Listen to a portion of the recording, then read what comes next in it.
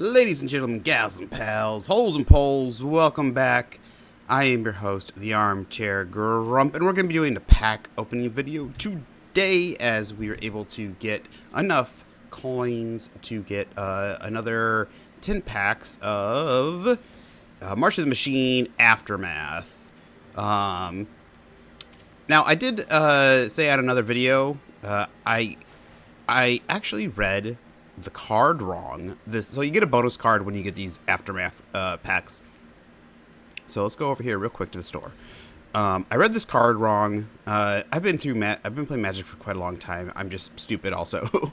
But there's been so many word changes and stuff like that. So like back in the day, they would say things like "you may do things." They've kind of stopped doing that nowadays, I think. I'm not 100% sure. I don't see too many cards that say you may do something, because you can miss. Well, yeah, they don't say you may. But this one says, at the beginning of your combat on your turn, up to one target land. So when it says up to, it means you don't have to. Up to means you could do 0. I realized that afterwards. And so that means you can do 0. So I thought you had to do at least one land always. So if you drew this card, play this card, and no cards in land, it means you were going to automatically turn one land into a 0/0 and it was going to go to the graveyard. No. You draw this card, you play this card, then you're fine. You can make, when it triggers at the beginning of combat, you can say 0, you can say up to, you're going to do none, and then you're fine. So, yeah. I still think this is a pretty good card. For 4 mana, 3/3, you're not going to be attacking with it. You're going to leave it there. They're going to have to remove it some other way. And you're going to be getting combat triggers. I mean, you're going to be turning a land into a creature that has flying, so evasion.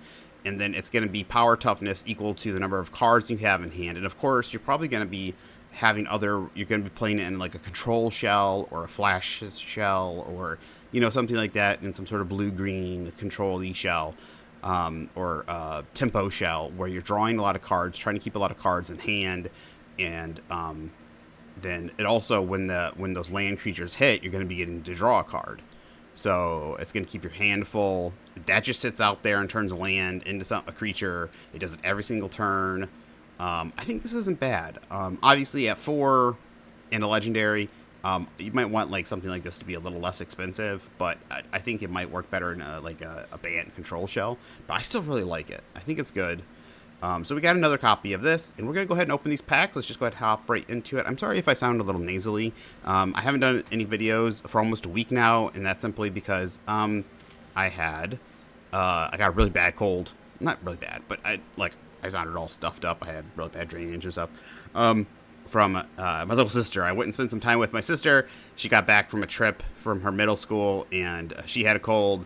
A day after I went and spent time with my family, I came back and I had that cold. So, and I sounded all stuffed up and everything. I might sound a little nasally. I don't know how much the mic is picking it up. So, to me, I still sound nasally. So if I sound like that, I apologize, but I'm feeling much better now. So I want to do something. Listen to that music. Dun, dun, dun, dun. And just letting you know, I'm not going to be opening these Lord of the Rings packs.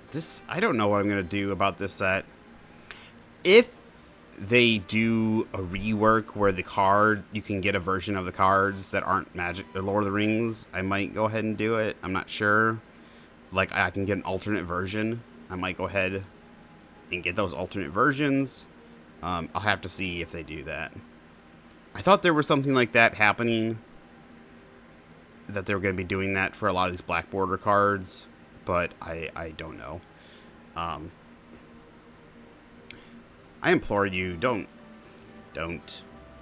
do this garbage. First of all, this is a whole bunch of racial bullshit. They're playing race and politics, which should never be.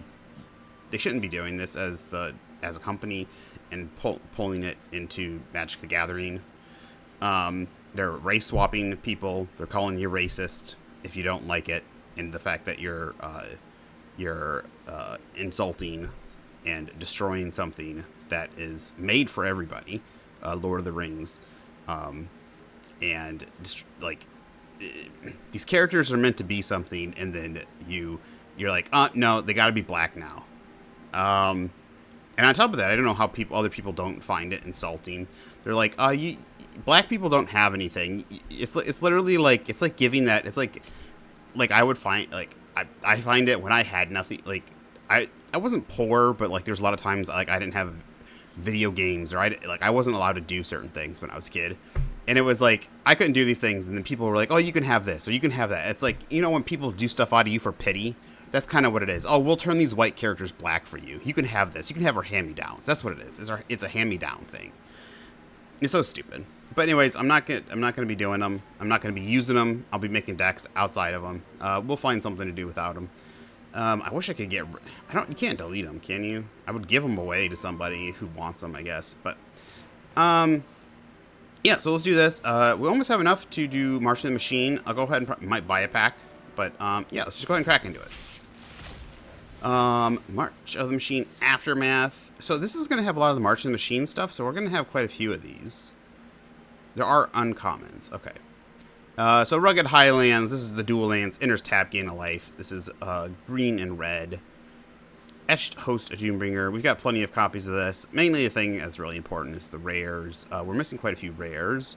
Enters the battlefield. Choose one. Target opponent loses 2 life. You gain 2. Target battle. Choose target battle. When opponent protects it, remove 3 defense counters from it. Otherwise, put 3 defense counters on it. Not that great. Now we don't have this. Red Cap Heal Slasher. 4 mana, 3 in a red, 2/3. Backup 1 for a strike. Nah, not really even proper playable. Moment of Truth. Look at the top 3 of your library. Put one of those in your hand, one in your graveyard, one top of your library. That's not terrible. That could be usable depending on its grave. It gives you a card, puts a card in your graveyard. So it could have its uses. Blot Out, uncommon. Don't think it's going to be that used in a lot of stuff. Target opponent exiles a creature or planeswalker they control with the greatest mana value among creatures and target creatures and planeswalkers they control. So you get 1. They get to choose. If there's tied for the top, they get to choose. But it's the fact that it's 3 mana. Now, one uncommon we did get, though, is the Coppercoat Vanguard. It's a human soldier. Other humans you control get +1/+0 in Ward 1. This is a great uncommon. Yeah, it's great uncommon for humans. The Ward 1, 1/+0. This is something that'll probably get slotted into modern humans. And then we got Daxus, Blessed by the Sun, alternate art. So this should be like my second or third one of these. I think this is my third. All right, so our rare is Rocco Street Chef. I think this is our second. No, this is. I know I've seen. Oh, I remember. I played this. I made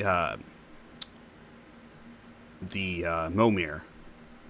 I copied this. Somebody had this in Momir, I think, and I copied it. That's where I saw it. I thought I had it. Rocco Street Chef. So it is Naya, red, green, white. Legendary creature, elf druid. That doesn't look like an elf. That looks like a devil. He's red. He's got little horns in the front. Why is that an elf? Why isn't that a... Yeah, anyways. That does not look like an elf. It looks like a devil. Beginning of your end step, each player exiles the top card of their library. Until your next end step, each player may play the card exiled this way. Whenever a player plays a land from exile or casts a spell from exile, you may put a 1/1 counter on target creature and create a food token. So, I mean, you get bonus if they... So each player gets to put a card in exile until your next end step. Each player may play. The unfortunate thing is they get to basically get a chance at the card first when you play this guy. Unless you, like... He is Cocoable, so you can Coco him on their end step. Which would be interesting. But still, yeah. No. Because it triggers at the beginning of your... Not each end step, your end step. Yeah, so they're still going to get first dibs. But you do get a 1/1 counter on something and a food token. So, I don't know if giving them the extra card is worth that, though. I guess it's kind of nice if they're getting cards they can't play yet. Like, if they don't play that card, they lose it that turn. Until your next end step, each player may play the card. So if it costs 5 mana and they only have 3 mana, they're not going to be able to play it. So This is an interesting one. This is something that I would like to try and play with. I like the idea. I like the card advantage. I like the idea of the it trying to give you that advantage with counters and food tokens, pseudo draw, and possibly, even though they might get a draw, it's like they might get a draw off it, but they also might not. It's like they might get a draw off it, they might not get a draw off it. Obviously, later in the game, the more likely. But if they do play that card, you know, which they're gonna likely play a card anyways, you're going to get something off of it: the counters and the food. So, I think we got decent. I mean, we got 3 decent. Obviously, Daxos. I don't think I have all 4 of these. I might be wrong. So we got Daxos. We at least got the alternate art. We got Rocco, which I don't think is bad, and the Copper Coat. This is something I want to try. So I like that. That was a good pack. When I played it in that Momir, that was an interesting card to play with. Oh, we got an alternate art, a bonus rare. Lutri the Spell Chaser. So another Hollow Hopper. I need to play a set of these. Sometimes they're played in... Some people play it in the tokens, the Boros tokens. So that'd be interesting try to play with. I saw someone recently play the one... It's a Sentry. I can't remember. It's a dinosaur. It's a 1-drop. If you have Ascend... If you have the 10 permanents, it gets +3/+0. Otherwise, it's a 0/3 for 1 white. It actually works quite well. Like, turn 2, you get a 3/3 for 1, basically. And that extra power really makes that token deck go fast. It's kind of crazy. But this is also great for Pauper artifacts. I've seen it in, like I said, the Boros tokens. So I need to play a set of these to play around with. Corrupted Conviction, another Village Rites, as an additional cost to cast a spell, sack a creature, draw 2 cards, common wild card, Wildwood Escort, nothing to write home about. Some of these that we've seen over and over in the packs. I guess, I'll go over it for people that maybe this is your first video. Wildwood Escort, 4 and a green. When it enters the battlefield, return target creature or battle card from your graveyard to your hand. If Wildwood Escort would die, exile it instead. It's a 3/3. It doesn't allow you to play any shenanigans with itself, unfortunately, because you have to exile it. Now it does. It's an ETB trigger, so you could blink it. So, but it can't hit. You can't like cycle it with it and another copy of itself. And then our first uncommon, Tolarian Contempt, 3 blue. I don't think the last time I saw this, I don't think I liked it. Enchantment. When it enters the battlefield, put a rejection counter on each creature your opponent controls. At the beginning of your end step, for each opponent, choose up to 1 target creature they control with a rejection counter. That creature owners put it on the top or bottom of their library. This could be like maybe useful in a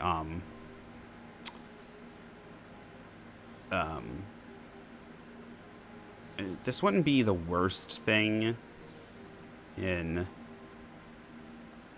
something like Commander or Brawl.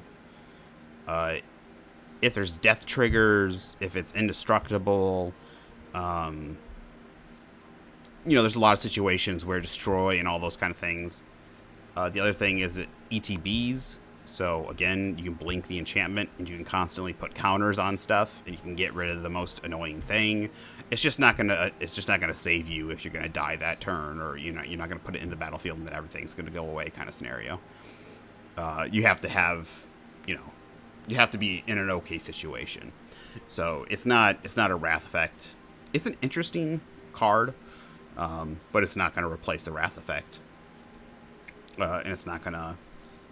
I don't think it's gonna see any play outside. Maybe a little Commander where you need. A mono blue might use it. It'd be interesting to see. Commander, that is. Campus Renovation, 3 red white. Return up to 1 target artifact or enchantment from your graveyard to the battlefield. Exile the top 2 cards of your library till the end of your turn. You may play those cards. I've seen this played in a couple of things. It's pseudo draw, and then getting an artifact or enchantment back from the graveyard. And then, of course, we got Lutri the Spell Tracer, alternate art. This is our second one of these, I think. So we're filling out some of those cards that we haven't got in the past. So that's nice. And a Mythic Mythic wild card. That's not bad. All right, let's pop it. Pop it like it's hot. Pop it like it's hot. All right, another moment of truth. Look at the top 3 of your library. Put one of those into your hand, one into your graveyard, and one on the bottom of your library. I think that'll be a decent popper card. In other, like I said, the fact that it puts stuff in your graveyard and gives you a card in your hand, it's suitable for different strategies. Oh, well, we'll do that. Another Esh Host, a Doombringer, 4 black. ETBs. Choose one. Target opponent loses 2, and you gain 2. Or choose target battle. If an opponent protects it, remove 3 defense counters from it. Otherwise, put 3 defense counters on it. Nothing to write home about. Don't think it's going to see much popper play. Another Wildwood Escort, 4 and a green. ETBs, return target creature or battle card from your graveyard to your hand. If it would die, exile it instead, 3/3. Serpent Blade Assailant, 2 and a green, backup 1, Death Touch, 2/1, Elf Warrior. Again, not much. Now, I was doing, backup actually isn't a bad strategy. I was playing, limited, draft. I was doing draft. And backup is actually not a bad strategy to do in March of the Machine. Somebody drafted pretty much just backup, and allowing you to give the creatures that are going to attack that turn something, a counter and an ability. So especially like Death Touch or something, you're able to put a 1/1 counter on them and attack with them. It's not bad. It's pretty good. It's pretty good. So each turn, and there's a lot of decent backup abilities in limited, like tapping creatures and a whole bunch of stuff like that, and relatively decent like at a 3 mana cost, 4 mana cost, 2 mana cost in those areas. I think there's some 3 mana cost flyers, 2 mana cost first strikers, 3 mana cost death touchers. So yeah, not bad. So I think that's a pretty decent limited strategy. They did a pretty good handy job on me. Now I think if I remember correctly, that game I started pretty slow, but they were just able to those 1/1 counters, like I said, and those abilities, being able to tap down stuff even when I got stuff out, being able to give somebody flying for a turn to evade, works very nice. It's like a pump spell on a creature, as well as getting the creature with the ability. It works interestingly for limited. Filter out 1 blue, return all non-creature, non-land permanents to their owner's hand. This one, I'm interested. Non-creature, non-land permanents. There's something about this that I'm interested in. This would allow you, like I said, in like Cheerios, this would allow you to bounce all your 0-cost artifacts. I know they use like I think it's Paradoxical Outcome, but this costs 1 less mana. It does cost 1 more blue, but it costs 1 less overall mana. But it also it forces the opponent to bounce all their non-creature, non-land stuff. So, I don't know. I don't know because the Cheerios deck is like white and blue. I don't know how heavy that extra blue is, if it's hard to do. They used to play Mox Opal along with Paradise Mantle, but now that Mox Opal's gone, I don't even know how much more the deck's around. One of their Shram is legendary, but that only taps for white. So if they use the Mox Amber, then it only taps for white. I'm not sure. I don't even know if it works. But this is a card that I would like to see it work somewhere. I love the art on it, by the way. Julian Metzger, I like that art. It looks like it should be like a counter or a counter spell or a cancel. Another Copper Coat Vanguard. This should be my third or fourth one now. So that's good. That's a good card. I like that. We're going to need more of those. We're probably going to make a humans deck in the future. We should have quite a few humans that are very pertinent. We have mono white weenie. We have white weenies for standard, so we have quite a few important humans. We have Thalia's lieutenant. We have Thalia. We have the one that exiles a creature until it leaves the battlefield, and it's a werewolf so it flips. It'll snag another creature when it flips. So there's quite a few humans, and this is just this is perfect. I mean, it's a 2/2 for 2 that gives other humans +1 and ward 1. It's just perfect. Obviously, it doesn't give itself ward 1, but still. It protects things like your Thalia. You have to get rid of this and then get Thalia. So if you have this and a Thalia out, it's making everything cost 2 more, like removal spells and everything. On top of that, like it'll make wrath spells cost 1 more.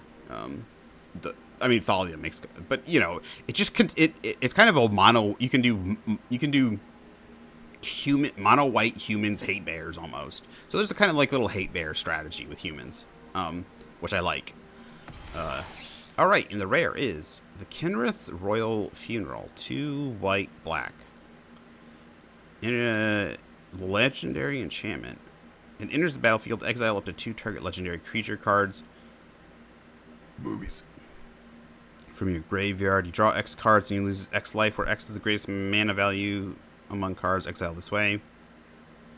Legendary spells you cast cost 1 less to cast for each card exile with Kinrith's Royal Funeral.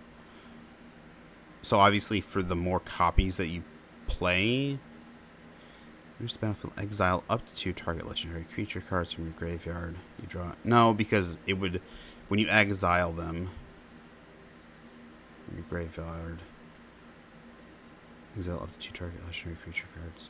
You would like stick those cards underneath of this to know, right? Enters the battlefield, exile up to 2 target legendary creature cards from your graveyard. You draw X cards and lose X life, where X is the greatest mana value among cards. Exile legendary spells you cast cost 1 less to cast for each card exiled with the Kinrith's Royal Funeral.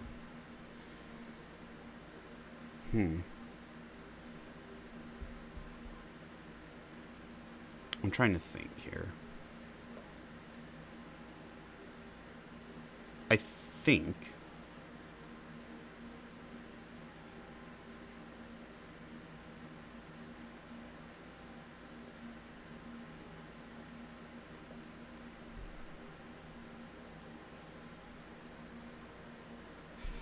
so if you play multiple copies of this,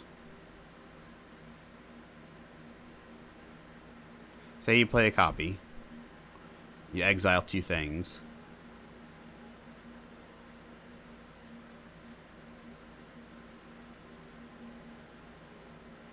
I think if you play another copy, exile up to 2 more things, it now costs 4 less, I think. I think that's how it works. I don't think it pertains to each specific card. It's... right? So if you've exiled... legendary spells you cast cost 1 less to cast for each card exiled with Kinrith's Royal Funeral. I'd have to look. Because the first 2 cards were exiled with Kinrith's Royal Funeral, and the next 2 cards were exiled with Kinrith's Royal Funeral. I'd have to look if the ruling is, like, specifically those first 2 cards are pertain specifically to the first card, Kinrith's Royal Funeral, you play, and then the next copy, if you exile 2 more, specifically pertain to that copy. So it either gets destroyed or you play another copy and sack the first copy. So if it mounts... so, like, as long as it counts, like, you have a separate exile pile, per se, and it counts each card. If it counts each card that you've exiled, so you exile 2 with the first one, exile 2 more, so that's 4 total, then this is an interesting card, but I don't see, especially at the cost at 4 mana, I don't see it being, like, I see this being somewhere used in, say, like, Commander,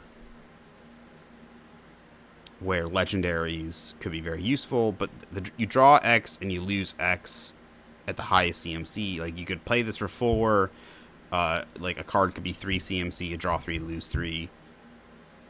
Not terrible, but something, like, it could be very useful in Commander or Brawl.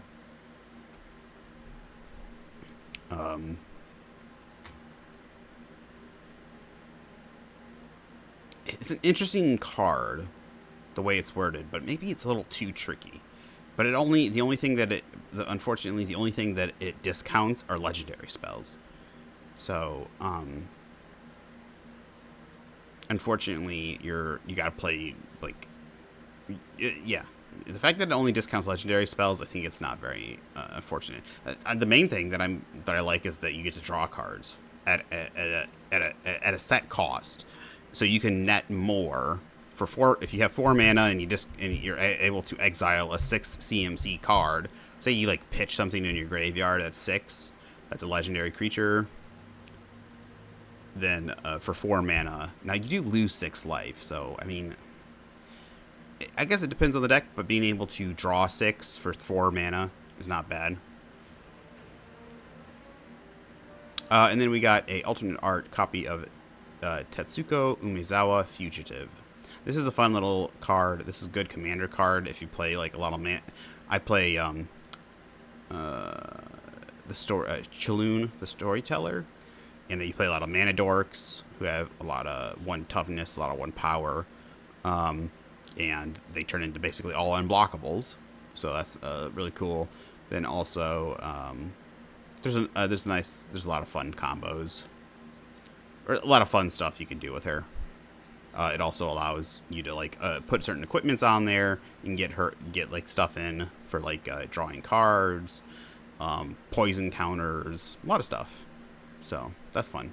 Also, what you can also do is you can attack. Like if you do combat tricks, you can attack with a 1 power or 1 toughness thing, and then do combat tricks. Like you can, it's not a bad one if you want to go in, like I said, poison counters, attack with a 1/1 infect creature that makes it unblockable, so it's unblockable, and then pump it with a whole bunch of pump spells and do 10 poison. So, yeah, I like this card. It's a fun card. I like the art. I like the stained glass. So, yeah, interesting card. Great pull. Just a fun card. I mean, I like this card anyways.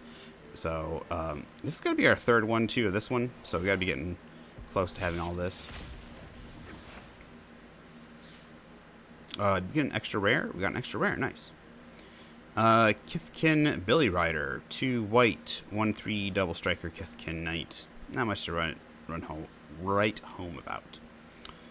Arachnoid Adaptation. 1 green. Instant. Target creature gets +2/+2 and gains reach till end of turn. Untap it. That could be used somewhere, probably. The reach is pretty pertinent in a lot of areas. Furtive Analyst, 2 and a blue, Vigilance, 2 tap, draw a card, then discard a card, 1/4 Human Wizard. Not much to write home about. The fact you got to pay mana. There's better wizards. Temporal Cleansing. This actually isn't a bad. Now the fact that it's a sorcery kind of stinks, but that has Convoke. Not bad for Pauper. I used this actually in my limited pool too. But this could be a good Pauper card. Since it has Convoke, you can tap like say 2 creatures and pay 2 mana. Unfortunately, it doesn't just put it on the bottom directly, but if all you need to do is get rid of that 1 nasty creature for a couple turns so you can get your guys in, it really does the job for you. And it's hard, and it's also non-land permanent, so whatever you need, if you need to get rid of, I don't know, if you need to like bounce, say they put like a rattle chains.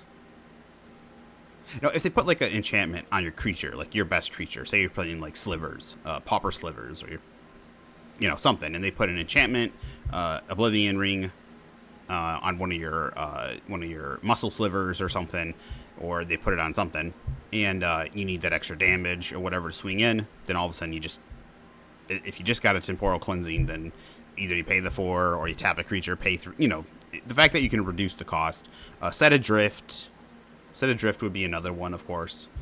Obviously, they're in blue, so depends on what colors. But normally, you're playing the slivers. Are you playing the slivers? I can't remember if you're playing the slivers. I'm trying to think. I think the slivers that let you tap for any mana of any color are uncommons, not commons. But anyways, in these colors, these things, these are decent cards. Set Adrift is the most common one, I think, since it has Delve. And it's easy to reduce. But I think this one's not a bad backup for cards that don't play a lot of instant and sorceries and fill the graveyard, but play a lot of creatures instead. So, Another filter out. I could have swear we should have more than 4 copies of this. I can't remember. If you get more than a copy, yeah, right? So you don't just start... I thought you just start getting wild cards, but I don't think you do. If you get beyond 4 copies of a card, I think that's what... Yeah, because we've gone from 7% in the vault now to 10.6. So I think quite a few of these commons, uncommons are starting to... yeah. Feast of the Victorious Dead. I think this should be our pretty close to 4th copy. This one is an interesting one. I think this one is something I want to play with. Beginning of your end step, if one or more creatures die this turn, you gain that much life and distribute that many when 1 counters. So it doesn't just trigger once. I mean, it does trigger once, but for it doesn't count just your creatures. For as many creatures that died at the beginning of your end step, you get that much life and that many 1/1 counters amongst your stuff. So it's a great sack creature, killed creature, death triggers.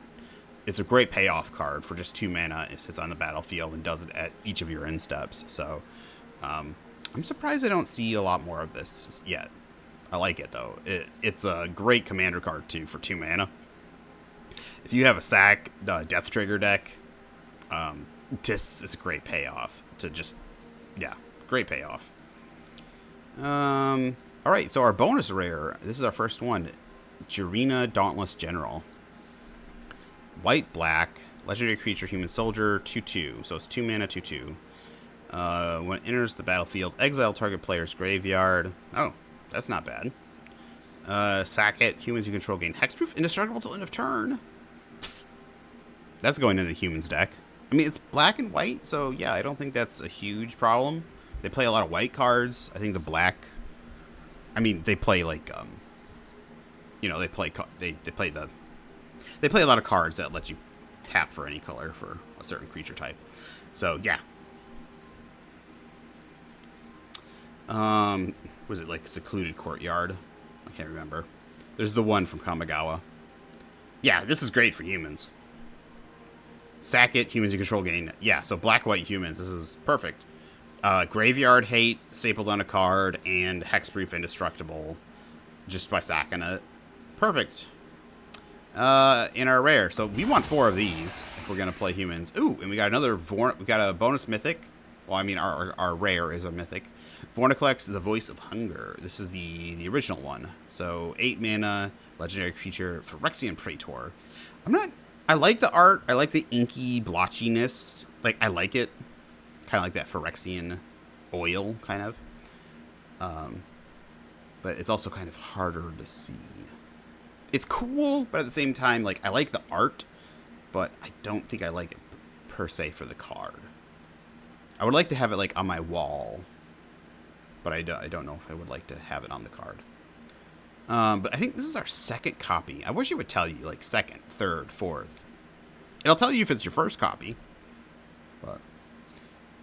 so 8 mana for a 7/6 Phyrexian Praetor, legendary creature. Trample. When you tap a land for mana, add 1 mana of any type that land produced. Whenever an opponent taps a land for mana, that land doesn't untap during its controller's next untap step. So, obviously, amazing commander card.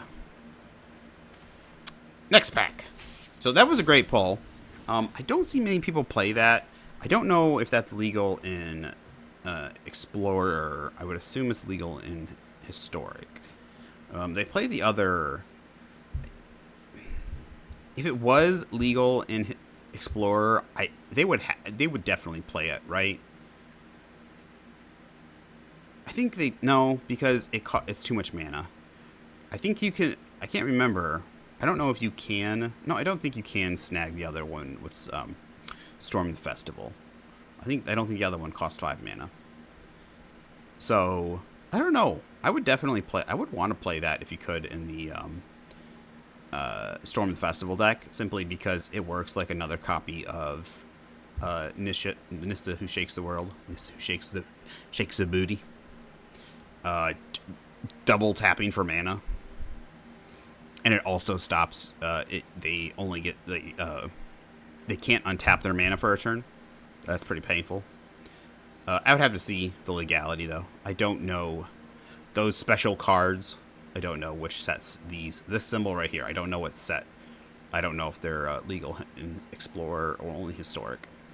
So, Crystal Carapace, 3 in green, enchant creature gets +3/+3, and has Ward 2, cycling 2. Marauding Dreadship, 2 in a red, artifact vehicle, 4/1, haste, when it enters the battlefield, incubate 2, crew 2. Common wild card, Preening Champion. Oh, I could use more copies. I don't think I only had 1 copy of this. I could use more copies of this during my sealed pool. I think there was more copies. I just didn't snag them. I made a mistake. When it enters the battlefield, create a 1/1 blue and red elemental creature token. Blot Out is our first uncommon. Target opponent exiles a creature. Oh yeah, this is. We got multiple copies. This has got to be like our 8th copy of this. Not that great. Better removal. Black has got so much removal. I think they need to. I don't want them to ban cards. I just want them to say you can't have all the removal. Like, they have easily 16 to 20 pieces of prime. You can have 16 to 20 pieces, or like even 24 pieces of prime removal right now in black. And it's kind of insane. If you're playing a creature-based deck and you go up against black, it's just, you're fucked. Maybe we should make mono black then, because only thing you're really weak against is, well, I think you would be weak against something like, red, is it, Indomitable Creativity and Azorius Control, but there's tons of creature decks, and all of those you would be strong, like you could just kill everything. It's easy, but like by the time I played my 5th creature, they're all dead. There's 5 creature removals in the graveyard and a hand disruption spell in the graveyard, and then my hand's just gone. It's just like that's why I'm gonna start building. I'm gonna try some best 3 ofs eventually in the future here. So we've had this. This is like our 8th copy of this card. Also, Mahdi, Celebrant of Bounty, 3 green blue, Cascade. Spells you cast with mana cost value 6 or greater have Cascade. It's a 3/1 creature. Obviously, Brawl commander card. Just for giving Cascade for higher CMC cards. Reckless Handling. I've had this card before. I like the art. I remember saying I like the art. She looks kind of lolly anime on the front. 1 red sorcery. Search your library for an artifact card. Reveal it. Put it in your hand. Shuffle. Then discard a card at random. If any artifact card was discarded this way, Reckless Handling deals 2 damage to each opponent. Yeah, I remember this one looks interesting to me. Just the fact, I know it's a random discard, which kind of sucks, but the fact that you can go snag an artifact for 2 mana, put it into your hand.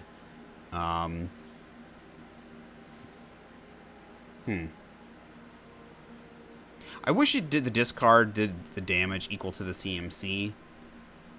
So, but still, if you play this early on and you have like 6 cards in hand, there's a good chance you're gonna be able to keep your card. All right, our rare. I still like this card. Interesting card, especially if you're like trying to do a combo piece thing. This let you search out your artifact combo piece. This will let you like search out for your Aetherworks Marvel or something.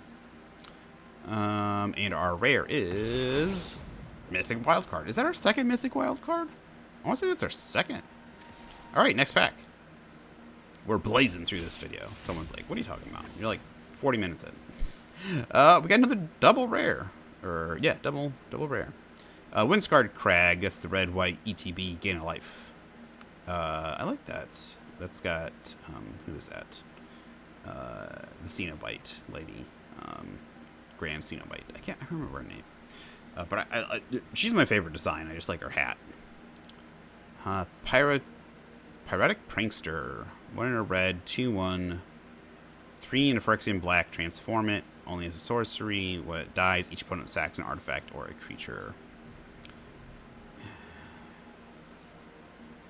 Interesting. I don't know. Even if Pauper, maybe a Pauper. That flip side's not bad. The fact that they can sack an artifact instead of a creature, I guess it depends. I think it depends. Zhalfirin Zhalfirin Shapecraft. 1 in a blue. Instant. Target creature has base power and toughness 4/3 till end of turn. Draw a card. That one, I always like those. So you can use like a 1/1, make it a 4/3 and draw a card. I think that could be useful somewhere. I think that could be also like very useful in Pauper. I think that can be useful somewhere. This one is actually pretty good, especially in Sealed. I think this is going to be good in Pauper. I think this could be useful in Pauper. When the blocking, it turns all 3/3s. If like, it turns all 3/3s. Yeah, anything that's the same power and toughness just dies to it. So it's kind of like a pseudo first strike. Excuse me. Allowing it to turn a 3/3 into 2/2. Give it like first strike or something, and then you can block tons of stuff. So yeah, I had a good time with this when I flipped it one time in my sealed pool. It did a lot of work for me, so I liked it. And for 3 mana, turning it into a 3/3 with this ability, it ain't bad. I think this actually could do some work, some useful work in Pauper.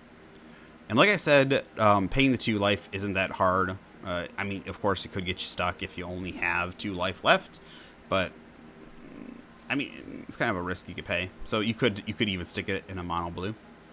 All right, and first uncommon is Animus Might, 2 and a green sorcery. Spell costs 2 less to cast if it targets a legendary creature you control. Target creature you control deals damage equal to twice its power to target creature or planeswalker you don't control. I don't think that's a bad.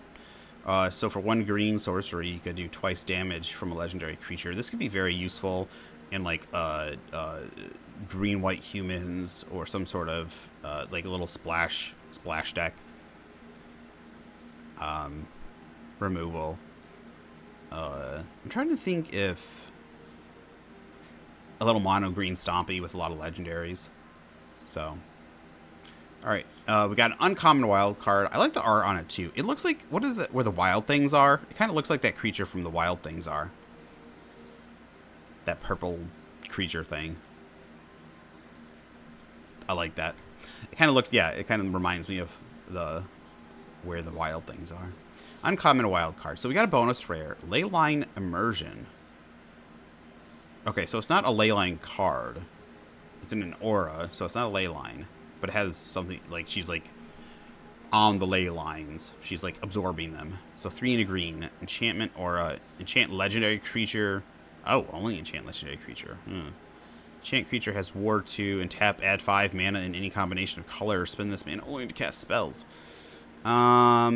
I mean, that's not terrible. Ward 2, tap, add 5 mana. You know, I could actually, this might actually not be the worst thing. This might actually be interesting to see. I'm trying to think if this would want to go in my enchantment deck. I do play a lot of legendary creatures in there.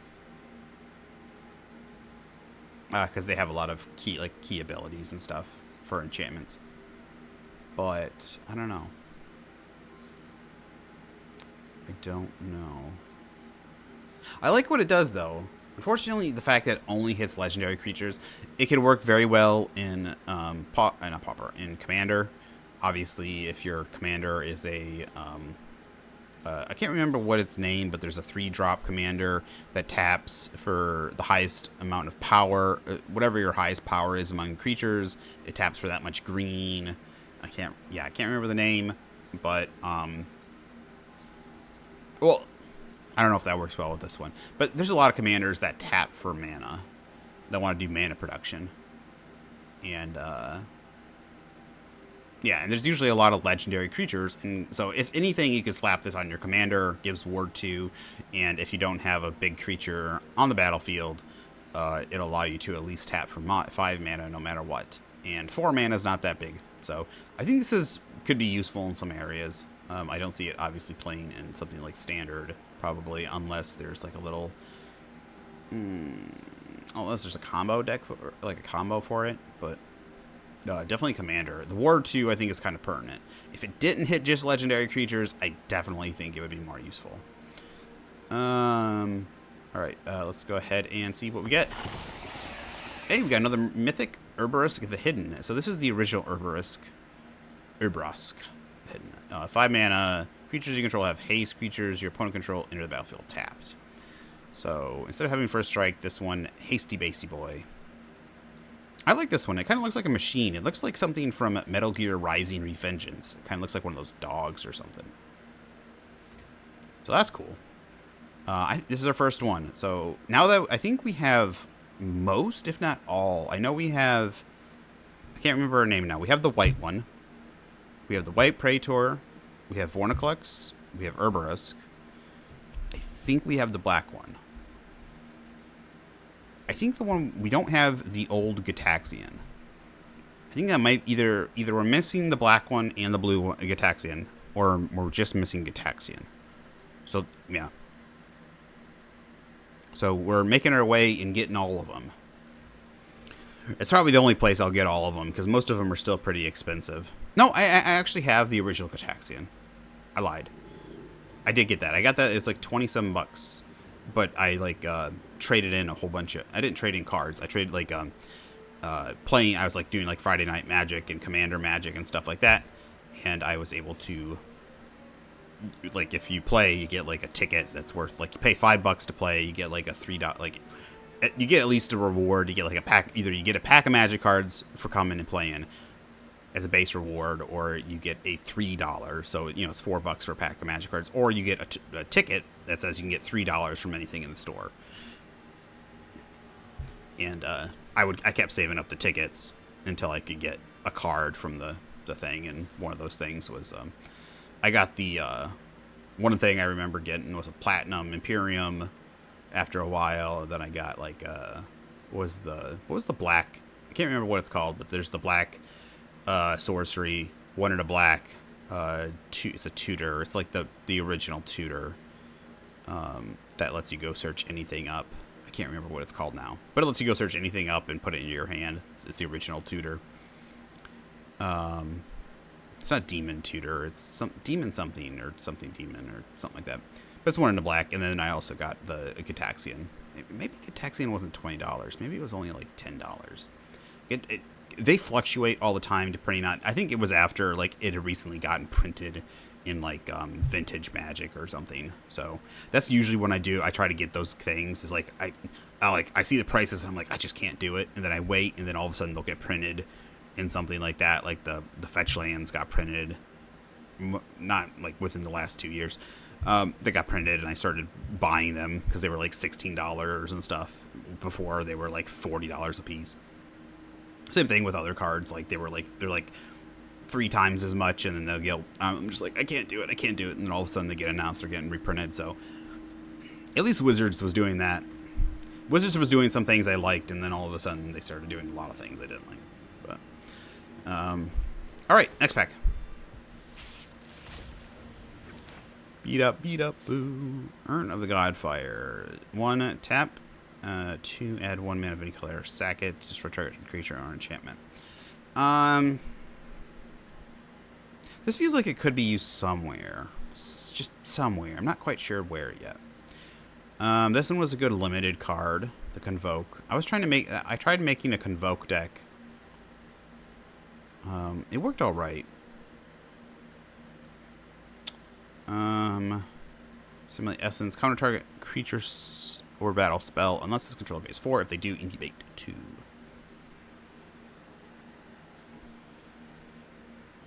I think it's usable.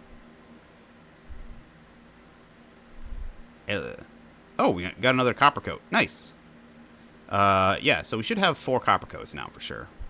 Bounded Herd Beast. This one's not bad. I like this a lot. I think this could be a good pauper card.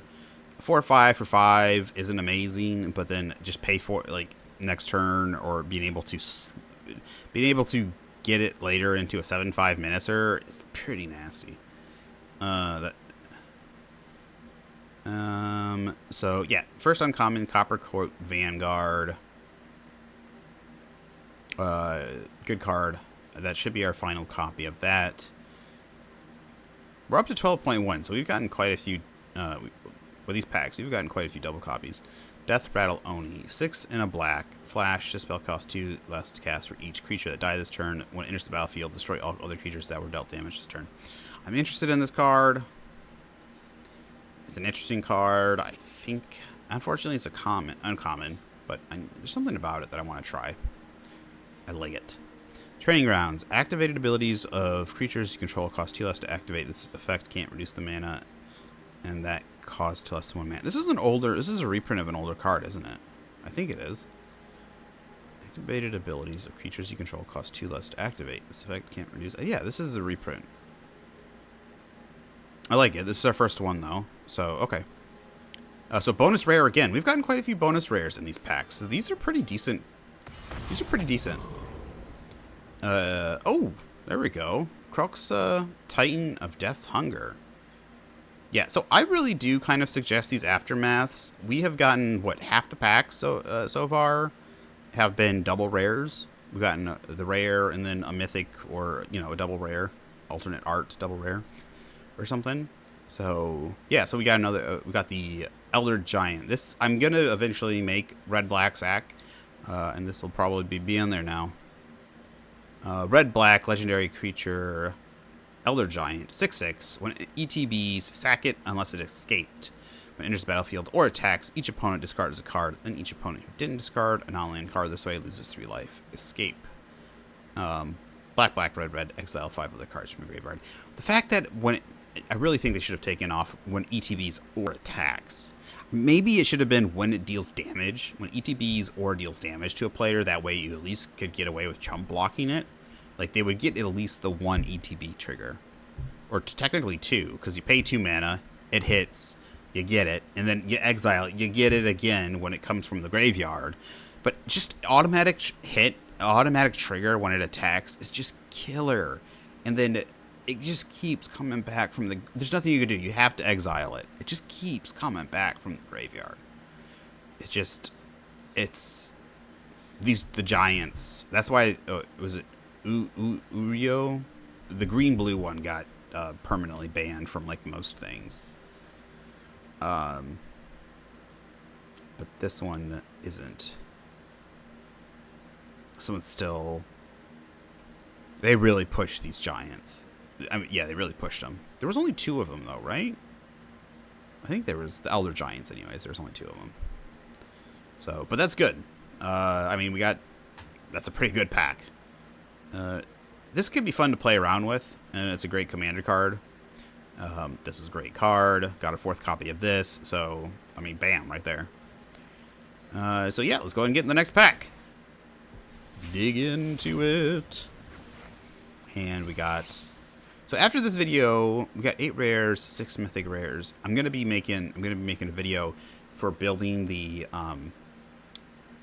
Storm the Festival. We're gonna be putting that deck together. We're gonna do a deck tech on that, and to see the differences, some differences. Well, we got extra copies of Copper Coat Vanguard, so we went from 12.1 to 12.5%. Mirrored Avenged. This one is the one I'm interested in. Destroy target creature that was dealt damage this turn, draw a card. So being able to chump it with a 1/1, maybe ping it. If you have like a deck with pingers, you could ping something and then kill it and draw a card. The fact that it's just the fact that you get to draw a card. It costs only 1 black instant, so it's good speed, good cost. I know you gotta put a creature in front of it or something. You gotta do some sort of damage to it. The damage isn't dealt with the card. So if there's nothing on board or something like that, I mean, obviously the deck it's going to be a certain type of deck that's going to be built with it.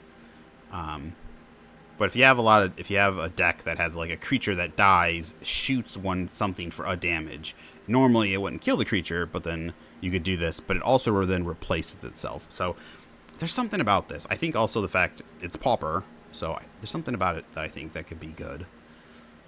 Failed conversion, 4 and a black. Enchanted creature gets -4/-4. When it dies, surveil 2.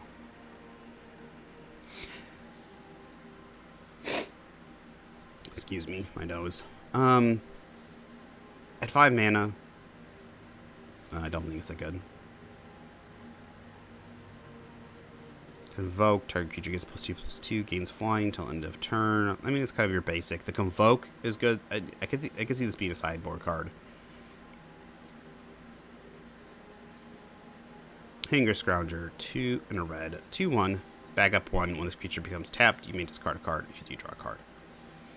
That's interesting, allowing you to kind of dig through your deck in red.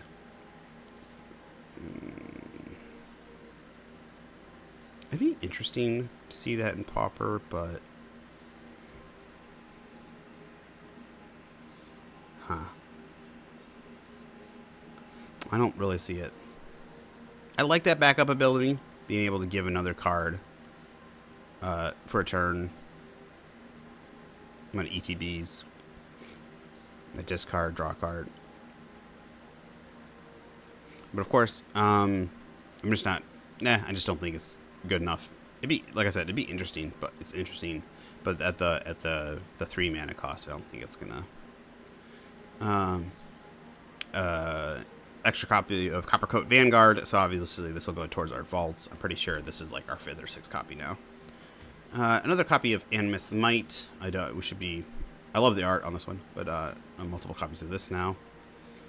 And this one I don't think we've gotten before. Yep, first one. Agar, the Freezing Flame.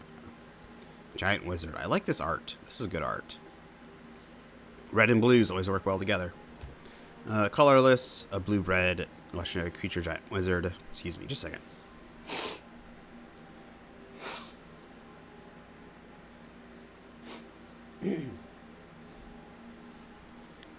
This stuff knows. It just won't stop. Going for this past week now. I mean, it's not like I don't feel bad, but it just won't stop draining. Whatever creature or planeswalker an opponent controls is dealt excess damage. If a giant wizard or spell you control dealt damage to it this turn, draw a card. Whatever a creature or planeswalker an opponent controls is dealt excess damage. If a giant wizard or spell you control dealt damage to it this turn. Okay, so if it's a 2/2 and you hit it with a 3/3 giant, right? You attack with a 3/3, and it's a 2/2, or has 2 defense, and you hit it, like, right? It's just weird wording. I don't know why. I don't know why they just don't say if a giant wizard or spell you control dealt excess damage to it. I just don't know why they don't say if a giant wizard or spell you control did excess damage to a planeswalker or creature this turn, draw a card. Like, why do they, like, flip it? I don't know. I don't know. It feels like it's flipped. Either way, giant wizard or spell. So if it's a 2/2 creature, or it's 2 defense creature, and you lightning bolt it or lightning strike it, you did 1 excess, so you get to draw a card. Yeah, I think for only 3 mana too, that's not bad at all.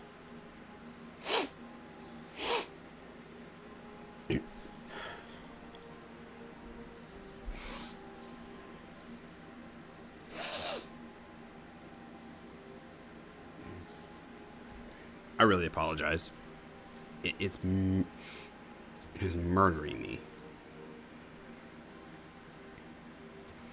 So I like that card. I like that art too. Nice double combo. And our rare is Sarkhan, Soul of Flame, 1 blue-red. So, same, 1 blue-red.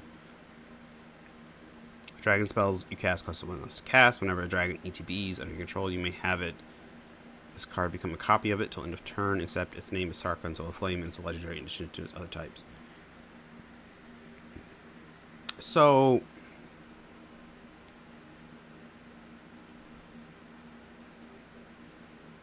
okay, so its name is Sarkhan, Soul of Flame, so it doesn't take the same name, therefore you don't have to sacrifice it. I was gonna say if it copies another legendary creature, another legendary dragon, wouldn't you have to sack it if they become a copy? No, because its name is Sarkhan, Soul of Flame. Yeah, this is like our 2nd or 3rd copy of this. I think it's our 2nd. Yeah, I like this. It's interesting. It could play well with like that other the other dragon. There's like a goblin that makes dragons cost 1 less. I don't know if that's in MTG Arena though. But the fact that he makes things cost 1 less and he can also copy the dragons, I'm interested in seeing this. But this would also be a fun dragon commander. So I like that card. Not one that's really going to fit into our list right now, though. but what the heck. All right, next pack. I like I'm a little more excited for the Giant Wizard thing, though. And I like that art, too. So I've seen Cosmic Rebirth being used in some Abzan Greasefang decks. So this one, because it can bring back the Abzan Greasefang from the grave. Gains a life. So yeah, if you put Greasefang into the graveyard, this brings it back. So yeah, I think this has some utility to it. Rin's Resolve, I like that because it makes me think of there's Rin's Reviews. Makes me think of Rin's Reviews. There used to be a YouTube channel. I think there probably still is. But he was a funny guy. 1 in a red, sorcery, exile top 2 cards of your library. And your next turn, you may play those cards. So pseudo draw in red. Definitely always usable. Defector, Infected Defector. If it dies, incubate 3. And it's just kind of high on the CMC cost. Common wild card. Volcanic Spike, 1 red. It deals 3 damage to target creature, planeswalker, or battle. You may put a card from your hand onto your library. This replaces the one from the Godzilla set. That did the exact same thing, except it didn't hit battles, I believe. So, Undercity Upheaval is a first uncommon. 1 green, Undergrowth. Distribute X1 counters among any number of target creatures you control, where X is the number of creature cards in your graveyard. As you cast a spell, creatures you control get Vigilance until end of turn. Like I said, I think, we've gotten this before, and it's kind of a smaller overrun, but it also does it in counters. So you distribute them to any creatures you want, and it gives Vigilance instead of Trample. So those, so, I mean, if you amass tons of creatures in the grave, you could get much more damage than an overrun. But also you get those so counters are permanent instead of just till end of turn, like the overrun. And you get Vigilance, so you can attack and defend also. So I think this is an interesting, and I think this could be a decent one. I'm interested to see this and use this. It also plays well into, what is it? Dredge decks. With, that plays a decent amount of creatures. Like I said, Cosmic Rebirth. I think this could have some play. There's a lot of key things at 3 mana that play in discard or reanimate decks. So obviously one of them being Greasefang, which gets chucked into the graveyard quite a bit, and then you want to bring that back turn 3, so you can then bring back your Parhelion the second on that same turn. I'm pretty sure this is this should be then our this should be our 4th copy of Inga Ruin Eyes. 3 in a green, it's 3 in a blue. Legendary creature, human wizard, 3/3. When ETB, scry 3. When it dies, draw 3 cards. If 3 or more creatures died this turn. It's an interesting card. I like the triggers. Blue is interesting. I think it'd have to be played like in blue-black, blue-white shell, but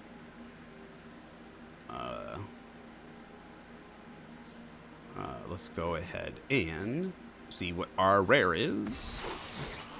Another Rocco Street Chef. I mean, that's not terrible. I want to play with this. I want to see something happen. I want to do something with this. I like the card. It's interesting. I like that pseudo draw. I like the food token production, the counters. I like a lot about it. I mean, unfortunately, it is legendary, so you can't have more than one imagine getting more than one on the battlefield. I mean, I guess you might be able to copy it with something, but I do want to play around with this. So, I mean, I think it's not a bad pull. I like the Undercity Upheaval. Rin's Resolve is a decent card. So, I mean, if this didn't go up any percent, it would go at least up percent point, I think. Then that's probably our 4th one of this and this, hopefully. So, yeah. Let's go ahead and pull this last pack. Let's see here. We're at 8 rares, 6 mythic rares. Did I buy something? Huh. I don't think so. Was I at 4 and 4? 4 rares, 4 mythic rares? I don't think so. Huh. Interesting. All right, last pack. Let's pull a double rare. No. uncommon, wild. I can't, you know, get out of it. All right. Oh, we went up a whole 0.5%. So Rin's Resolve. So that was actually past that. I love this art. Philip Berberin. Yeah, that's a funny art. I love it. It's cute. It's another Rin's Resolved pseudo draw in red. Good card though. 2 mana for 2 cards till you're into your next turn. Placid Rotten Tail. Fungus Rabbit. That's fun. 1/1 for a green with Vigilance. 2 and a green. Exile it from your graveyard. Put 2/1 counters on target creature. Activate only as a sorcery. I think this could be useful in a common like a counter or common, a counter deck or counter, a counter deck or common like I can't. All of a sudden, I lost the ability to talk. I think I'm having a stroke. I think this could be useful in a pauper or some sort of counter deck theme. Obviously, it's just a 1/1 with a 1/1 for 1 with upside of vigilance.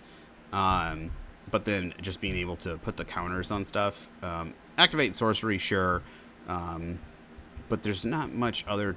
I mean, it'd be nice to be able to do it. The 3 mana for 2 counters ain't bad. It's preferable over being only doing, like, a lot of times they limit it to how much like power or toughness of the card.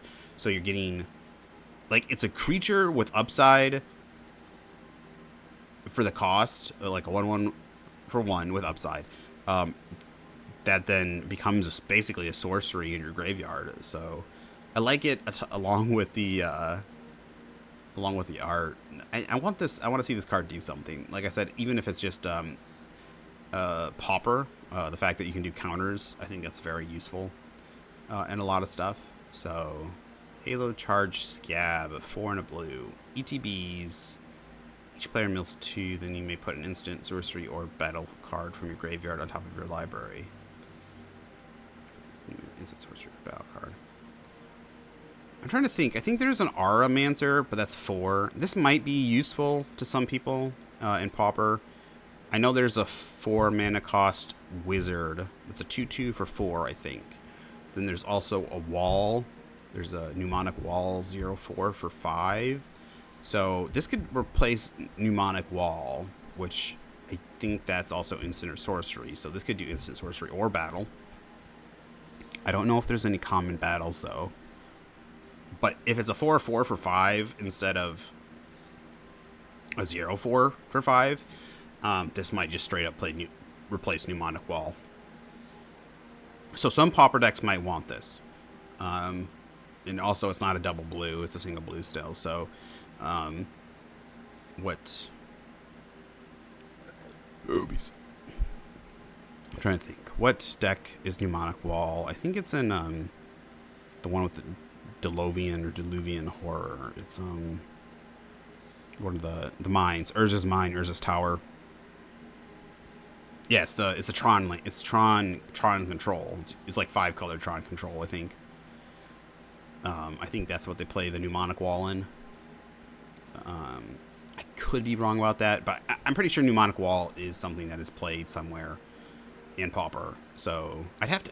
It's been a while since I've seen the card, so I want to say it's a 0/4 for 5.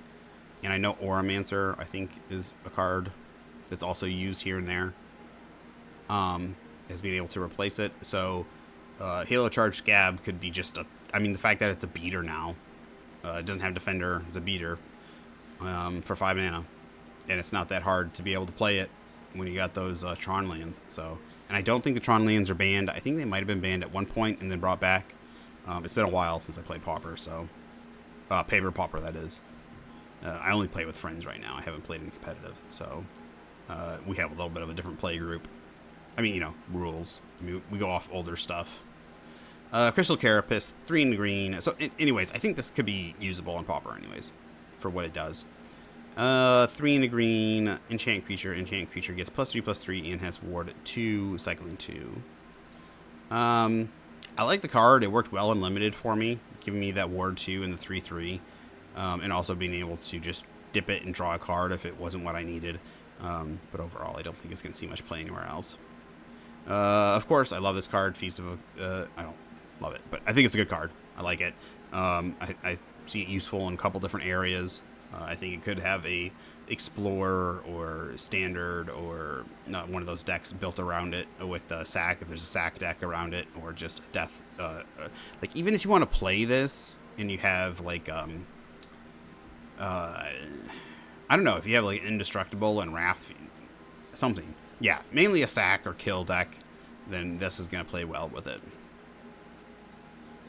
All right, that was our first uncommon, the Feast of the Victorious Dead.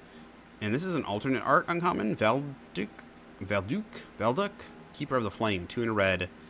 Legendary creature, human shaman, 3/2. Beginning of combat on your turn, for each aura and equipment attached to Velduk, Keeper of the Flame, create a 3/1 red elemental creature token with trample and haste. Exile those tokens at the beginning of the next instep.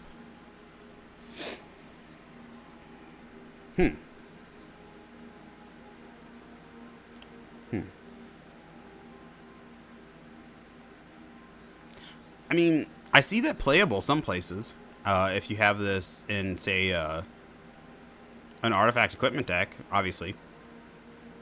It's legendary. You could use this in Commander. You could use this in Brawl.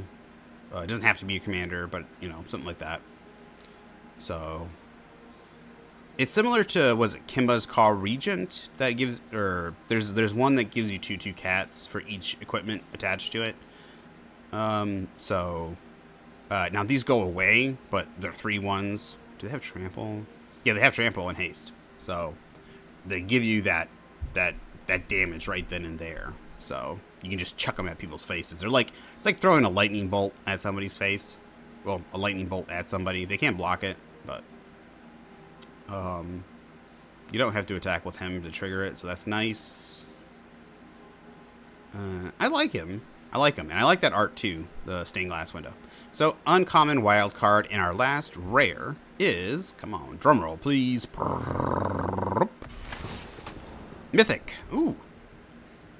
Calyx, Guided by Fate. 1 green, white. Legendary enchantment creature, human druid. I might need this. Wait, this isn't our first one. I remember this now. Constellation. Whenever it or another enchantment enters the battlefield under your control, put a 1/1 counter on target creature.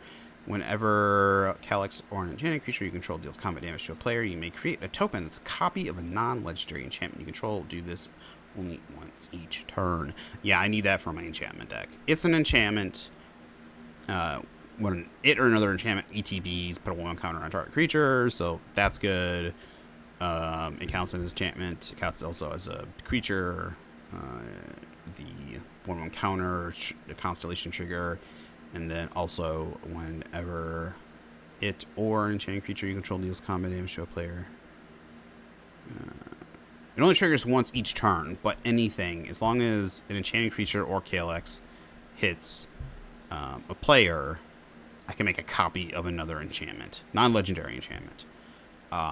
So that's, yeah, it's pretty good. I need a copy of that. I should look how expensive that is. That could slot in very nicely. As a 2/2 for 3, this slots in very nicely amongst my enchantment stuff. And I have so many cards that reduce cost for enchantments in that deck that it's just going to come out as a green-white. It's going to come out as a 2/2 for 2 for what it does. That's kind of crazy. So that's actually a great pickup. That also, I won't lie. This could work. This could seriously work in a green-white version of auras or enchantments. I'm surprised that I haven't seen him. I haven't seen much auras or enchantments. If I do any, I see like a blue-white version. I'd like to see. It would be interesting to see a banned version, but since there's no fetches, like 3 colors, if you really need those, you need them untapped, and you need them. But I would like to see try playing him in like a green-white.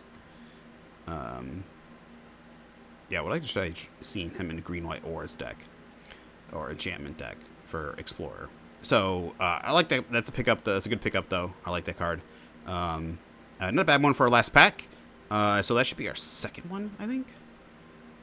Yeah. So, anyways, cool. Thanks for watching. If you're interested in finding us for playing on Twitch and stuff like that, just to let you know, if you're watching this on YouTube, there should be in the link down below, link to my Twitch. If you want to know exactly when I'm going to be playing. Hop into the Discord. I send out notifications. I don't play the exact same exact same time every day. So that's where I send out notifications. I tell you what I'm playing. And you can go ahead and ask to join me there. Otherwise, in chat, if we're playing a multiplayer game, go ahead and ask. And just chat, hang out with us there. If you're looking to play some Magic with somebody, also throw your name into the Discord in the general chat for your MTG Arena name. If you're looking to play like Pauper or a format that's not really supported, like there's no way to play just like fine games like Explorer or Standard. And if you're just looking to play something like those, Tiny Leaders or something like that, I don't know, then I'm totally down for something like that. If you're looking just to test yourself against somebody, then put your name in there, and I'm totally down to do some of that. And otherwise, if you're looking to test some of your decks, and like I said, check us out on Twitch. I might be moving in the future depending on how Twitch is going. Twitch has been having a hard time lately. It's been losing a lot of people, like some of the bigger names.